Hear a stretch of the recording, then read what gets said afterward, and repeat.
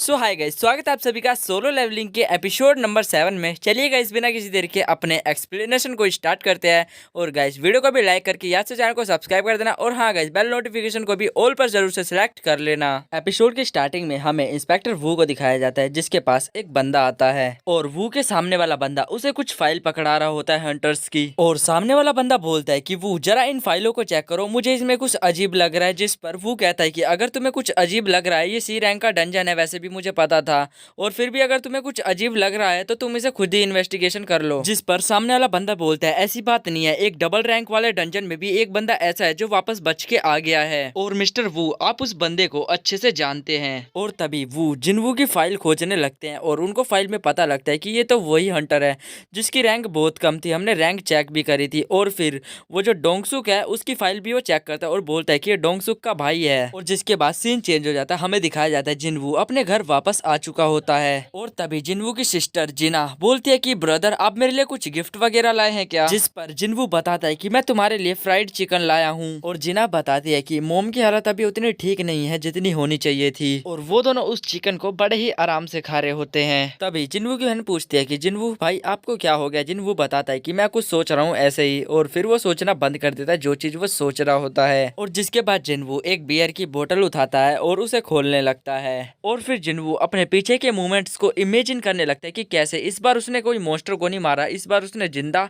इंसानों को मारा है। और अब जिनवू सोचने लगता है कि अब इन सब चीजों को सोचकर कोई फायदा नहीं है, मुझे अब इनको भूल जाना चाहिए। और तभी जिना चिल्लाती है और बोलती है कि ब्रदर, तुम क्या कुछ सोच रहे थे? क्या तुम ठीक हो? जिस पर जिनवू बोलता है कि हाँ मैं ठीक हूँ। और जिसके बाद वो अपने कमरे में जाने लगता है बियर उठा के। और उस पर उसकी सिस्टर भी बोलती है कि हाँ ब्रदर, तुम्हें रेस्ट की जरूरत है अभी। और फिर जिनवू उन सभी बियर्स को पीने लगता है, लेकिन सिस्टम जो है उसे उसके पास नोटिफिकेशन भेज रहा होता है और बोलता है कि तुम्हें ये बियर नहीं पीनी चाहिए, तुम्हारी हेल्थ इससे खराब हो सकती है। तभी जिनवू सोचने लगता है कि मैंने इन सब चीजों के बारे में तो सोचा ही नहीं था, मैं कितनी भी बियर पी लूं मुझे कोई नशा चढ़ ही नहीं रहा है। और तभी जिनवू की बहन जिना आ जाती है और बोलती है कि ब्रदर, आपके लिए यो का फोन आया है, जल्दी जाके उससे बात कर लो। और वो बोलता है कि मैं तुम्हारी सीक्रेट्स के बारे में किसी को नहीं बताऊंगा। अब जिनवू जो है वो रुकने के लिए मान जाता है और वो 20 मिनट्स रुक जाता है वहीं पर। और यो बताता है कि मैं कंपनी खोल के एक गिल्ड बनाना चाहता हूँ जिसमें मुझे तुम्हारे जैसे हंटर्स की जरूरत है, और मैं उस एसोसिएशन का बॉस रहूंगा जिसमें मेरा भाई भी काम करेगा। और यो बताता है कि मैं मेरे बारे में बहुत अच्छे से जानता हूँ, मैं सिर्फ लड़ने में कमजोर हूँ, लेकिन जो मेरी हंटर्स की क्वालिफिकेशन है वो बिल्कुल सही है। तभी जिनवू बोलता है कि तुम्हारे फादर तो कंस्ट्रक्शन साइट के ओनर है, तो तुम्हें इन सब चीजें करने की क्या जरूरत है? जिस पर जो यो है वो बताता है कि मैं मानता हूँ मेरे फादर की कंपनी है, लेकिन उनका कहना ये है कि वो भी हमारी कंपनी को ज्वाइन कर लेंगे कुछ दिनों बाद, बट हमें ट्राई करना चाहिए, हमें खुद की गिल्ड बनानी चाहिए, तो क्या तुम रेडी हो? और यो बताता है कि मैं तुम्हें मार्केट से $30 बिलियन दिलवा सकता हूँ। जिस पर जिनवू कहता है कि अब मेरा धीरे धीरे लेवल अप हो रहा है, तो मुझे इसकी गुलामी करने की क्या जरूरत है, मैं धीरे धीरे करके एस रैंक को छू लूंगा तो शायद क्या मेरे को इससे ज्यादा ही पैसे मिल सकते हैं, तो मैं इसकी कंपनी क्यों ज्वाइन करूं? और जिनवू इन सब चीजों के लिए मना कर देता है। सीन चेंज होता है, हमें डोंगसुक के भाई को वांग को दिखाया जाता है जो कि डॉक्यूमेंट्स फाइल मंगवा रहा होता है हंटर्स की, जिसने उसके ब्रदर्स को मरवाया था। और बोलता है कि मेरा भाई मर्डर केस में मारा गया उस डंजल में। और वांग जो होता है वो अपनी सिक्योरिटी से पूछ रहा होता है कि क्या तुम्हारे पास कोई एविडेंस आया है अभी तक? जिस पर वो बोलते हैं कि हाँ। और जिस पर वो सभी उन सभी हंटर्स की फाइल देने लगते हैं और बोलते हैं कि इन सब चीजों को देखो जरा। और वांग जो होता है वो कहता है कि ये एक डी रैंक का हंटर है यो जिनहो, और दूसरी तरफ जिनवू जो ई रैंक का हंटर है, यानी इनमें से इन्हीं दोनों बंदों ने मेरे भाई को मारा है। अब ये दोनों मेरे हाथों से कभी नहीं बच सकते, मैं इन सबको मार डालूंगा। सीन चेंज होता है, हमें दिखाया जाता है जो जिनवू है वो एक्सरसाइज कर रहा होता है अपनी सिस्टर के साथ और कह रहा होता है जिना, तुम्हें पढ़ाई के साथ साथ अपनी हेल्थ पे भी ध्यान देना चाहिए। और फिर हमें दिखाया जाता है जो जिनवू का जो मतलब डेली गोल चैनल है वो अभी तक कंप्लीट नहीं हुआ है, उसे 20 किलोमीटर और रनिंग मारनी है। उसे मतलब सामने से एक नोटिफिकेशन सा आता है और वो उन सभी चीजों को कंप्लीट कर देता है और उसे एक चाबी सी मिलती है। और गाइस, ये जो की है ये एक एसरैक डंजल की है जो कि जिनवू को इसके बारे में कुछ नहीं पता, और ये बस उसे पता है कि ये अनदर की कौन सी है। जिनवू कहता है कि ये एक एसरैक डंजल है और मैं इसके अंदर आ तो गया हूँ, लेकिन अगर मेरे साथ कुछ वैसा ऐसा हुआ तो मैं इस जैम की मदद से टेलीपोर्ट हो जाऊंगा और बाहर आ जाऊंगा, मुझे कोई भी रिस्क नहीं लेना, मेरे पास सिर्फ यही एक चांस है। और तभी हमें दिखाया जाता है उसके सामने गेट कीपर आ जाते हैं जो कि 3 तरह के होते हैं एक ही शरीर में जुड़े हुए। जिनवू कहता है कि मुझे इनसे हार नहीं मान रही होगी बिल्कुल भी। और अब जिन्वू अपनी स्वॉर्ड को बिल्कुल ही एक्टिवेट कर लेता है अच्छे तरीके से, और वो उन मॉन्स्टर की तरफ अपने स्किल एक्टिवेट करके आगे भागने लगता है बहुत तेजी से। और यहाँ पर जिन्वू जो है वो एक एक करके सारे शरीर पर अटैक कर रहा होता है, लेकिन उसका उन पर कोई भी असर नहीं हो रहा होता है। उल्टा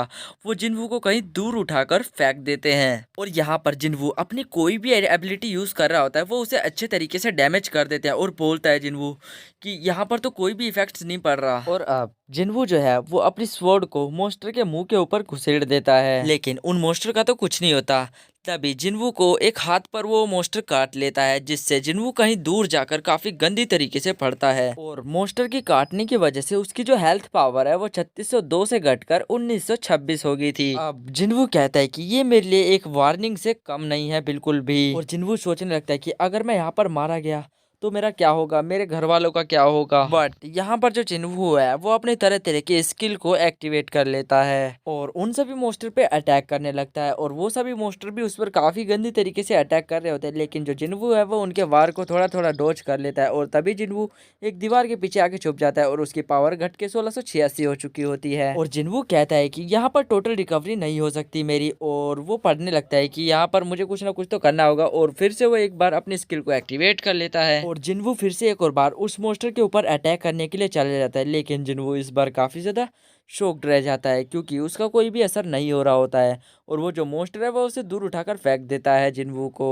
अब जिन्वू जो है वो उस मोस्टर से बचकर उस दीवार के पीछे छुप जाता है और सोचने लगता है कि यार यहाँ पे क्या हो गया, मैं ये तो बहुत ही ज़्यादा डेंजरस डंजल है, यहाँ पर मुझे अलर्ट रहना होगा, और मैं तो सिर्फ एक प्लेयर ही हूँ इन सब के आगे। और जिन्वू उस जेम्स को देखने लगता है जिससे वो टेलीपोर्ट हो सकता था, और वो जेम्स जो है उसे दूर गिर जाता है, और मोस्टर भी उस पर अटैक करने के लिए आ जाता है तुरंत तभी, और जिन्वू बच जाता है, फिर से दीवार के पीछे छुप जाता है आकर वो। तब जिन्वू सोचता है कि यहाँ पर सरवाइव करना तो बहुत ही ज्यादा मुश्किल काम है, और तभी उसके सामने नोटिफिकेशन ओपन होता है और वो उसे स्टोर से कुछ बाय करने के लिए ऑप्शन दे रहा होता है, और बोलता है कि ये पोजीशन तुम्हें 300 कॉइन्स में मिल जाएगा, जिससे तुम्हें बहुत ही ज्यादा रिलीफ मिलेगा और तुम्हारी बॉडी को भी हल्का फुल्का खतरा लेगा, लेकिन तुम यहाँ से बच जाओगे। और बोलता है कि इससे पीने से मेरी 100 पावर बढ़ रही है, और वो उस पोइजन को पी लेता है जिन्वू, और वो उसे पीने के बाद उसमें काफी ज्यादा फुर्ती आ जाती है, और उसकी बॉडी भी बहुत ही ज्यादा रिलीफ फील कर रही होती है, हील हो रही होती है। तभी वो सभी मॉन्स्टर जिन्वू के पास आ जाते हैं उस पर अटैक करने के लिए, और अब की बार वो जो मॉन्स्टर है वो उसे दांत में दबा लेता है जिन्वू को, और बहुत ही तेज से दबा रहा होता है, जिस पर जिन्वू कहता है कि मुझे ऐसे नहीं मरना होगा, मुझे इन सबको मार के मरना है। और फिर वो उसकी आंखों पर अटैक करने लगता है मॉन्स्टर की, जिसकी वजह से उसकी 2 गर्दन डिस्ट्रॉय हो जाती है और एक गर्दन रहती है।